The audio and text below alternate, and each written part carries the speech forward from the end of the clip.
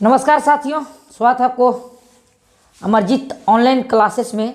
अभी रात के, अगर आपको नज़र आ रहा हो तो देख सकते हैं, अभी रात के 11 बजा है, लगभग में 11 पार कर रहा है, 11:15 बज रहा है। और हम आपके लिए वीडियो बना रहे हैं क्योंकि टाइम बहुत कम है और इस कम टाइम में ही शॉर्ट में हम कैसे मैथ के ऑब्जेक्टिव को, गणित के ऑब्जेक्टिव को, यह 10th क्लास में सारे विषय जो भी हैं उसके ऑब्जेक्टिव को या सब्जेक्टिव को किस तरह से कंप्लीट करें, ये हमें समझनी होगी, रणनीति बनानी होगी। तो चलिए आज शुरू करते हैं। मैथ का एक लौता चैप्टर है, उसको नाम है वास्तविक संख्या। एक एक करके हम सब का वास्तविक संख्या, इस चैप्टर का नाम है वास्तविक संख्या। एक एक करके हम सब का टॉपिक बता देंगे, टोटल का टॉपिक। आज इसका खत्म कर रहे हैं, 2 पार्ट में इसका चलाएंगे। पहले हम ऑब्जेक्टिव का टॉपिक बता देते हैं कि इससे ऑब्जेक्टिव क्या क्या आते हैं। लगभग में 10 नंबर का सब्जेक्टिव ऑब्जेक्टिव मिला करके इस चैप्टर से पूछा जाता है, जो कि बहुत ही सस्ता है ना, मतलब एकदम बोलते हैं ना, पैसा के भाव से ये चैप्टर चल जाएगा। पैसा के भाव समझ, तेरे पैसा के भाव से ये चैप्टर चला जाएगा और बहुत ही बेहतरीन चैप्टर है। तो इसको हम लोग समझते हैं और बनाने का प्रयास करते हैं। देखिए, सबसे पहले अगर इसमें कुछ ऑब्जेक्टिव पूछता है तो पूछेगा आपसे यौगिक या अभाज्य। यौगिक को ही कहते हैं भाज्य संख्या। पूछेगा कि इनमें से भाज्य का कौन सा, माने भाज्य कौन सा है, ये पूछ देगा। तो आपको देखिए बताने हैं, एकदम सुपर ट्रिक बताते हैं हम। यौगिक और अभाज्य दोनों एक तरह बता देते हैं। अभाज्य यानी इसको कहते हैं ऋण संख्या। अभाज्य और ऋण दोनों एक ही है, तो एक तरफ हम यौगिक कर देते हैं और एक तरफ अभाज्य कर देते हैं। चाहे आप ऐसे भी पकड़ लेंगे, कोई दिक्कत नहीं हो, दोनों को हम बता देते हैं। अब समझिए दोनों को। देखिए, यौगिक संख्या का मतलब होता है कि वैसी संख्या जो एक से कटे और अपने आप से कटे। हम ट्रिक में इसको देंगे, एक से कटे और अपने आप से कटे, उसके अलावा दूसरा संख्या से भी कट जाए, दूसरे संख्या से भी विभाज्य हो जाए, दूसरे संख्या से भी विभाज्य हो जाए, तब वो कहलाता है यौगिक संख्या। तब क्या कहलाता है? यौगिक संख्याएं कहलाती है। जब एक से कटे, दूसरे संख्या से कटे, या तो अपने आप से भी कट जाए, ठीक है, तब यौगिक संख्या या भाज्य संख्या कहलाता है। लेकिन अभाज्य संख्या के यहाँ पे देखिएगा तो एक से कटेगा और अपने आप से कटेगा। एग्जाम्पल के तौर पर हम कुछ ले लेते हैं। जैसे हमने लिया 8, क्या ले लिया? 8। तो 8 को आप देखिएगा, देखिए समझिए, 8 एक से भी कटता है, 8 एक से भी कटता है, और 8 जो है 8 से भी कटता है। इसके अलावे 4 से कटेगा, इसके अलावे 2 से कटेगा। लेकिन यहीं पे ले लीजिएगा 7, तो ये 1 से कटता है और ये अपने आप से कटता है, इसके अलावे किसी से नहीं कटता है।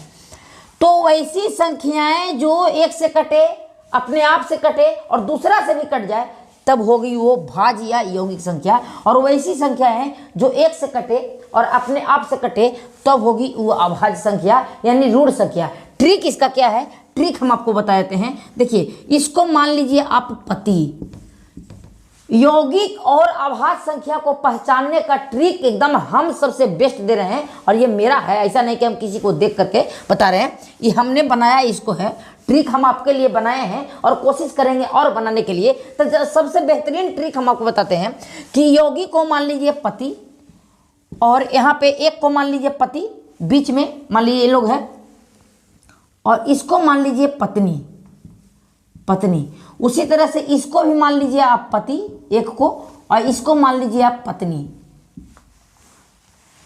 अब देखिए, भाज्य मन होता है उसका भाग खुल गया। अब जिसका भाग खुल गया, बोलते हैं कि इसका भाग खुल गया, तब भाग खुल गया, इसका बेटा बेटी होंगे। देखिए, पति है और पत्नी है, तो पति और पत्नी का बेटा बेटी होंगे। तो ये दो गो बीचवा में लोलना है, खिलौना जिसको कहते हैं, दो गो बीच में खिलौना है, टपक गया है दो। अगर पति और पत्नी के अलावे बीच में दो गो और, एक दो गो और, 3 गो 4 गो 5 गो 10 गो 20 गो 50 गो जो भी आ जाए, मतलब बेटा बेटी इसका बीच में आ जाए, घुस जाए, ये हो गया एक पत्नी और अपने आप हो गया पति। ये दोनों के अलावे अगर कोई घुस जाता है इसमें, तो उसको आप कहेंगे यौगिक। हम आपको और समझाएंगे अच्छा से। अगर पति और पत्नी के अलावे बीच में कोई नहीं घुसता है, तो उसको कहेंगे आप अभाज्य। अभाज्य का मतलब उसका अभागीन, बोलता कि अभागीन है, अभागीन, कोई वंश नहीं इसका। तो उसका अभाग है, मैंने कोई भाग नहीं खुला है, तो उसको कहेंगे अभाज्य। समझ गए? एग्जाम्पल के तौर पर और कुछ ले लें, जैसे 12 लेते हैं, तो 12 को अब देखिएगा तोड़ के, 1 से कटवे करेगा, 12 से कटेगा, पति से पत्नी से, यहाँ से। अब देखिए कौन कौन रहा है, 2 है, 3 है, 4 है, 6 है, चर बेटा है इसका, चर गो बेटा बेटी, चर गो लोलना है। उसी तरह से अगर यहाँ पे ले लेते हैं आप 17, तो 1 है और 17 है, इसके अलावा कोई है? तो आशा करते हैं आप समझ गए होंगे। इसको आप स्क्रीनशॉट ले लीजिए। इसको मतलब इतना ही आता है अभाज्य और भाज्य से। इसके बाद क्या आता है जी समझते हैं। चलिए यहाँ से ऑब्जेक्टिव क्लियर है, उसके बाद समझते हैं। उसके बाद देखिए इसमें क्या आता है, थोड़ा सा फास्ट में हमें बताना होगा क्योंकि वीडियो थोड़ा सा लंबा हो जाता है और सह आवाज इसमें आ जाता है। एक सह आवाज का चर्चा इसमें है।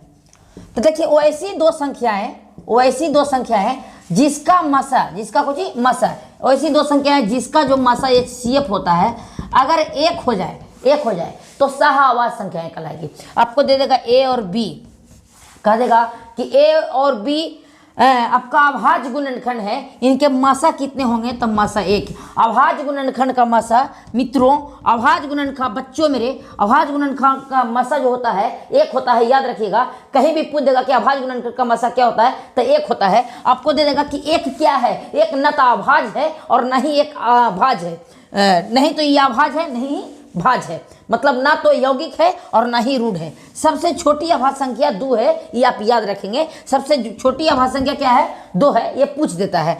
तो सहअभाज्य उसको कहेंगे जिसका जो है मसा, दो संख्या अगर आता है तो दोनों संख्याओं का मसा 1 अगर हो जाता है तो उसको आप कहेंगे सहअभाज्य संख्याएं। सहअभाज्य संख्या से इतना ही क्वेश्चन पूछता है और कुछ नहीं पूछता है। इसके बाद एक टॉपिक आता है ऑब्जेक्टिव में। ऑब्जेक्टिव के लिए हम आपको बता रहे हैं, सब्जेक्टिव का नहीं, ऑब्जेक्टिव के लिए आता है अभाज्य गुणनखंड करिए।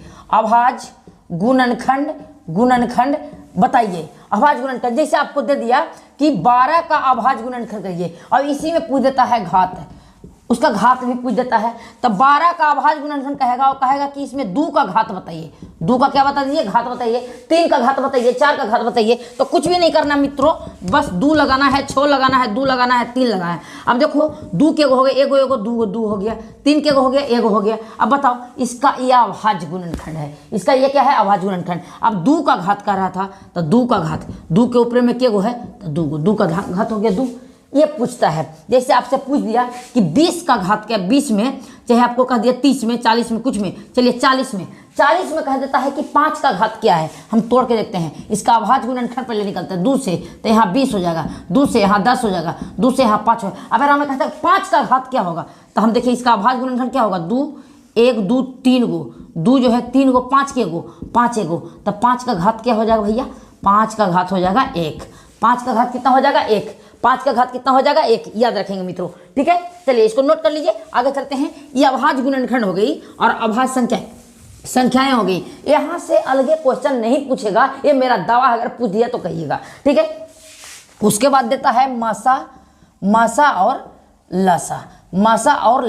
मित्रों मासा और लसा हम जब इसका सब्जेक्टिव पढ़ाएंगे तो उसमें हम आपको पूरा अच्छी तरह से चर्चा कर देंगे कि एक 2 तरह से हमें निकाल सकते हैं आप। एक अभाज्य गुणनखंड से निकाल सकते हैं, और एक भाग एल्गोरिदम होता है A बराबर BQ प्लस R से, जहां लिखाता है कि 0 से बड़ा बराबर R, R से बड़ा B, 0 से बड़ा या बराबर R होता है और R से बड़ा B होता है। ये जब हम आपको लासा और मासा सब्जेक्टिव में पढ़ावेंगे तो भाई हम वहाँ पे बता देंगे, पूरे तरह से चर्चा कर देंगे, क्योंकि वीडियो बड़ा हो जाएगा, मजा किरकिर आ जाएगा, ठीक है। चलिए तो हम आगे बढ़ते हैं, अभी इसमें चर्चा नहीं करना है मासा और लासा का, ठीक है। तो आगे जब वहाँ पे आएगा, अब इसमें आता है परिमेय संख्या, अपरिमेय संख्या। समझिए परिमेय और अपरिमेय। पहले परिमेय ही आप समझ लीजिए, वैसी संख्याएं जिसे P/Q के रूप में लिख सकते हैं वो परिमेय संख्या कहलाती है। जैसे 2 परिमेय संख्या है, 3 परिमेय संख्या है, 3/5 परिमेय संख्या है, 7/4 -7/5, 8/5। कुछ भी संख्याएं आ जाए जो रूट के बाहर हो, जिसको हम P/Q के रूप में दर्शा सके, वो परिमेय संख्या होती है। क्या होती है? परिमेय संख्या होती है। कहीं कहीं दे देगा, आपको पूछ देगा कि क्या शांत संख्या परिमेय संख्या होती है? कि हाँ, शांत संख्या परिमेय संख्या होता है। शांत संख्या क्या होता है? परिमेय संख्या होता है। अशांत संख्याएं परिमेय संख्या होता है। अशांत संख्याएं परिमेय संख्या होती है। अशांत संख्या परिमेय संख्या होती है, और शांत संख्या भी परिमेय संख्या होता है, इसमें कोई दो राय नहीं है।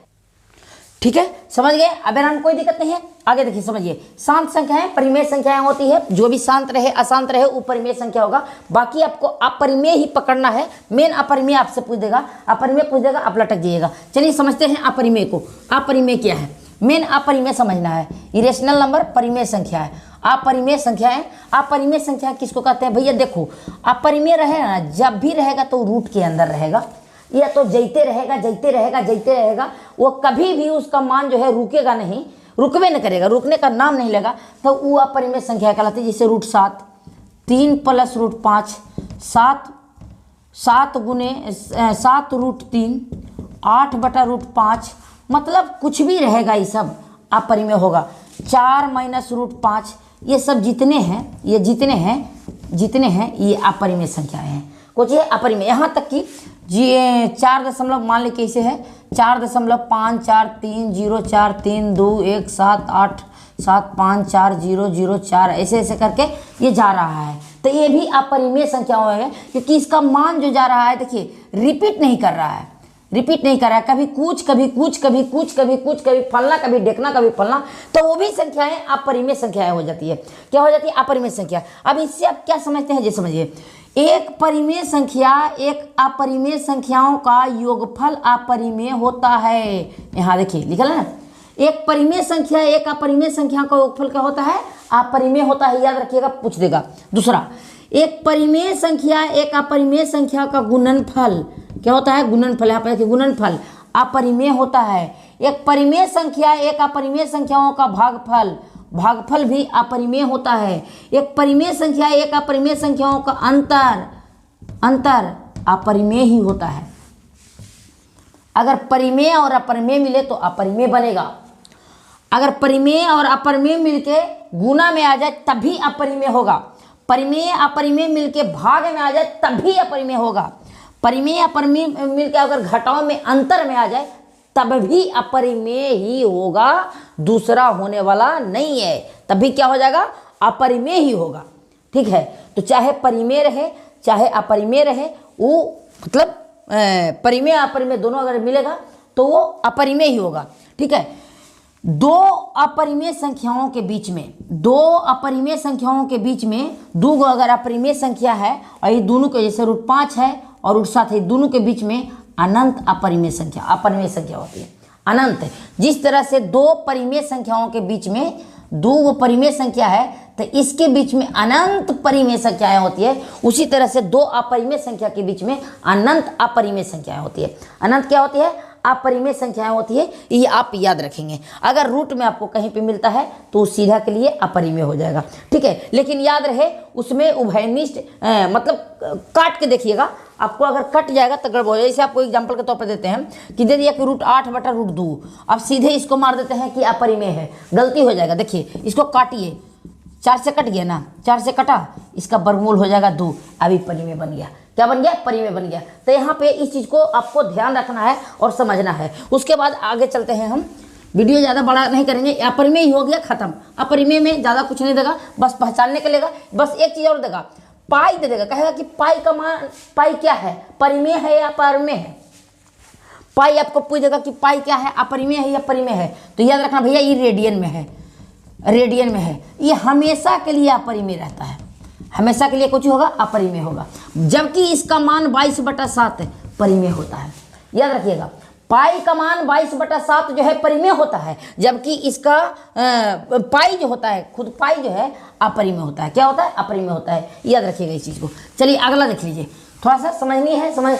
अब एरा में आता है एक शांत और अशांत, शांत और अशांत, शांत अशांत। देखिए शांत पढ़ लीजिए, आपको अशांत खुद समझ में आ जाएगा। कहने का मतलब है कि अगर हम अच्छाई को निकाल लेंगे तो बुराई तो इसी खत्म हो जाएगा, निकल जाएगा, बाहर आ जाएगा। ठीक है, तो हम शांत पढ़ लेते हैं, अशांत एकदम आराम से खत्म हो जाएगा। देखो P/Q होता है, हमारे भाषा में समझा, P/Q होता है, तो P का मान कुछ हो रहे, कोई मतलब नहीं, P का मान कुछ हो रहे। जो Q का मान होता है भैया, Q का मान नीचे में चाहे तो दूर है, यानी 2 के पावर m और 5 के पावर n में होना चाहिए। मतलब नीचे में 2 और 5 होना चाहिए। ट्रिक के अनुसार अगर हम आपको बतावें तो 2 और 5 अगर साथ में रहेगा तब वो शांत होगा। 2 और 5 अगर साथ में रहेगा तब वो क्या होगा? शांत होगा। कैसे साथ में रहेगा हम आपको बताएंगे। या 2 तथा 5 अकेला रहेगा तब भी वो शांत होगा, तभी वो कुछ हो जाएगा, शांत हो जाएगा। ठीक है, मतलब केवल 2 रहेगा और केवल 5 रहेगा और ऊपर में कुछ देर रहेगा तब भी शांत हो जाएगा, अन्यथा वह शांत हो जाएगा। अब इसके अलावा कोई बीच में हिल जाएगा तब ये शांत होगा। एग्जाम्पल नंबर 1 आप समझिएगा तो आपको खुद ही समझ में आ जाएगा।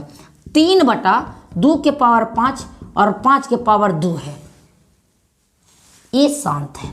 ये कैसे कुछ है? शांत है। हम क्या बोले कि ऊपर में कुछ हो रहे कोई मतलब नहीं, नीचे में देखिए कि 2 है और 5 है। 2 है और कितना है? 5 है। ये शांत हो गया। कुछ हो गया? शांत हो गया। समझे? 2 और 5 रहना चाहिए, शांत हो जाएगा। अब दूसरा नंबर एग्जाम्पल ले लीजिए। ऊपर में 3 रह दीजिए, आपको ज़्यादा समझ में आएगा। खाली 2 के पावर 5 ले लीजिए, तब भी ये शांत है। हम क्या बोले कि खाली 2 रहेगा तब भी वो शांत हो जाएगा, खाली 2 रहेगा तब भी शांत होगा। अच्छा, तीसरा नंबर एग्जाम्पल लेके देखते हैं। 3 ऊपर में रह दीजिए, 5 के पावर हम 2 लेते हैं, तब भी शांत रहेगा। अगर अकेले 5 भी रहेगा तब भी शांत रहेगा। तीसरा नंबर एग्जाम्पल लेते हैं। तीसरा नंबर एग्जाम्पल लेके देखते हैं। ठीक है, कि ऊपर में 3 रहे, ऊपर में यहाँ 2 रह जाएगा, यहाँ 5 के पावर 2 और यहाँ पे आ जाएगा आपको 7 आ जाएगा, ये शांत हो गया। हम क्या बोले कि 2 रहेगा, 5 रहेगा और इसके अलावा अगर बीचवा में कोई टांग अड़ाया बस वह शांत हो जाएगा। टांग नहीं अड़ाना चाहिए तब शांत रहेगा, अन्यथा वह शांत हो जाएगा। तीसरी बात और हम 1-2 बात है जो आप समझ लीजिए। शांत में थोड़ी सी है, आप उसको समझने का प्रयास करेंगे, बड़ी बेहतरीन बात है। ठीक है यार, हमें अब कह दिया कि 3/8 दे दिया, ये शांत है कि अशांत है? भाग विधि चाहे कोई विधि द्वारा, तो भैया ऊपरे वाला के जैसे है मन वैसी रह दिए। अगर काटता है तो सबसे पहला काम करिएगा काटने के, ना तो मन यहाँ पे गड़बड़ा जाएगा चीज़। ठीक है, तो 8 है तो 8 को आप तोड़ लीजिए कहीं पे। देखिए जैसे हम यहाँ 8 लिखे, इसको तोड़िएगा तो 2 4 2 2 आएगा, यानी 2 के पावर कितना आया? 3। हम बताए थे 2 के पावर में कुछ रहे, नीचे में खाली 2 रहेगा तब वह शांत होगा। क्या होगा? शांत होगा। ठीक है, अगर मान लिया जाए कि आ जाए आपको 12/15 और आप डायरेक्ट निकालिए, ऊपर में 12 का 12 रह दिए, 3 गुने 5 कहिए 3 हिल गया बीचवा में। 3 नहीं बताए थे भैया, आप 3 नहीं बताए थे कि 3 अशांत है, नहीं, गलत हो जाएगा। इसको काटिए पहले, देखिए हम इसको काटते हैं। 4 12 5 15, 4/5, नीचे में खाली 5 है इसलिए ये शांत होगा। इसलिए क्या होगा? शांत होगा। समझ बात को? तो केवल 2 और 5 चाहे खाली 2 और खाली 5 चाहे दोनों 2 5 साथे में आ जाएगा तब वो शांत होगा, अन्यथा अशांत होगा। एक चीज़ और समझ लीजिए आप। ठीक है, यहाँ पे अगर मान लिया जाए कि 0.1 2 3 1 ऐसे ऐसे करके जा रहा है, ये अशांत होगा। ये क्या होगा? अशांत होगा। अगर रुक जाता है तो शांत हो जाएगा, मतलब कट जाएगा तो वो शांत हो जाएगा। ठीक है, तो ये अशांत और शांत का प्रक्रिया है कि 2 और 5 साथे में रहना चाहिए तभी शांत होगा। 2 केवल रहेगा तभी शांत होगा, केवल 5 रहेगा तभी शांत होगा। कहीं कहीं एक चीज़ और पूछ देता है मेरे भाई लोग, यहाँ पे अगर दिखता होगा तो आपको बताते हैं। आपको मैं दे देगा ऊपर में दे देगा 17/20 और कहेगा कि P/Q में Q का मान बता दीजिए क्या होगा। हो सकता है इसको दशमलव में लिख देता, दशमलव वाला हम आपको बता देते हैं। आपको कहा जाएगा Q का मान बता दीजिए। देखिए Q का मान बड़ी सिंपल है इसमें मेरे भाई, समझना। 20 को आप तोड़ लेना, 20 को अगर तोड़ते हैं तो 10 2 5। अब नीचे में आ गया कोची, नीचे में क्या आ गया बताइए? ऊपर में आ गया 17 और नीचे में आ गया 2 के पावर 2 और 5 के पावर 1, 2 2 गो है और 5 1 गो है, तो इतना हो गया। तो Q का मान क्या हो गया? देखिए तो यहाँ P/Q, तो Q का मान क्या हो रहा है? 2 के पावर 2 और 5 के पावर 1, यही Q का मान हो जाएगा। यही Q का क्या हो जाएगा? मान हो जाएगा। कोई दिक्कत है? नहीं ना दिक्कत है। अब एक क्वेश्चन और इससे पूछता है, लेकिन हम वीडियो बहुत बड़ा हो जाएगा तो जब सब्जेक्टिव हम बतावे लेंगे उसमें नहीं बता ही देते हैं, मिटा देते हैं। इसको स्क्रीनशॉट आप ले लीजिए। इसके बाद और इसमें से कुछ नहीं पूछता है। ज़्यादा कुछ पूछेगा तो आप कमेंट में ज़रूर बताइएगा। ज़्यादा कुछ पूछेगा तो कमेंट में आप जरूर बताइएगा कि हाँ कमेंट में मतलब आपको कहाँ पे दिक्कत हुआ है। आपको पूछ देगा जी, एकदम बेहतरीन चीज़ बता रहे हैं, एकदम तोड़ देना है धर के। कहा जाता है कि तोड़ देना है ना, तोड़ देना है एकदम धर के। आपको देखिए बोर्ड बहुत नज़दीक है इसलिए समझना होगा। चलिए देखिए एक चीज़ और पूछ देता है, आपको हम बता देते हैं। पूछ देगा 0.3 और यहाँ पे आपको दे देगा रेकड़ी। हम लोग रेकड़ी इसको कहते हैं, आप बोल सकते हैं, कोई दिक्कत नहीं है, ठीक है। यहाँ पे आपको दे देगा। अब इसको कहेगा कि P/Q के रूप में लिखिए। देखिए भैया अगर एक वो अकेले रहेगा, अकेले रहा मतलब कुछ नहीं है, यानी 0 है, ऐसे आप समझ सकते हैं, डायरेक्ट समझा देते हैं। देखिए अब 3 को 3 लिखिए, दशमलव के एने, देखिए दशमलव के यहाँ है ना, मतलब रेकड़ी के एने, रेकड़ी के यहाँ रेकड़ी है 3 पर, 3 के एने कोची है 0 खाली है ना, तो 13 में से 0 घटा दीजिए और दशमलव हटाएंगे तो नीचे में 1 आ जाएगा।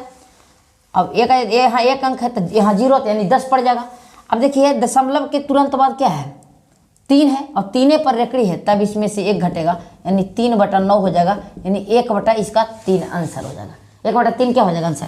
और एग्जाम्पल ले लीजिए, जैसे 0.5 है और इस पर रेकड़ी डाल दिया है, इसका आंसर क्या होगा समझते हैं। देखिए 5 यहाँ समझते हैं, नहीं 5 और 5 में से देखिए कोई घट जाएगा 0, क्या घट जाएगा, हाँ हो जाएगा 10 और 11 में से 1 घटा दीजिए 5/9। समझ में आ रहा है, ये तो मैंने सुपर ट्रिक है। आपको दे दिया 3.7 पर रेकड़ी, 3.7 पर रेकड़ी दे दिया, आपको इसका मान कहा दिया तो कुछ ना करेंगे, 3.7 यानी 37 लिख देंगे।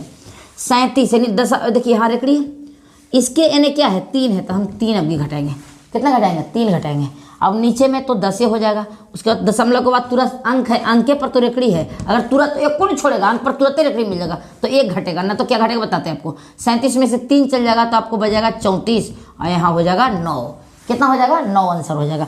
उसी तरह से आपको हो जाएगा, मान लीजिए कि आपका 4.05 अब 11 पर रेकड़ी है, एगो छोड़ के है, एगो क्या करके है छोड़ के है। एकदम सिंपल में इसको बनाएंगे मेरा भाई। देखिए 405 लिख दीजिए, 405 है 405 लिखिए, उसके बाद माइनस रेकड़ी है ना, रेकड़ी 5 पर है ना, रेकड़ी के 5 पर उसके बाद यानी कितना है, देखिए 4 0 है ना, 40 है, 40 घट जाएगा, 40 क्या हो जाएगा घट जाएगा, दशमलव के बदले में 1, दशमलव के बाद 1 2 अंक तो 2 0, कितना 0 2 0।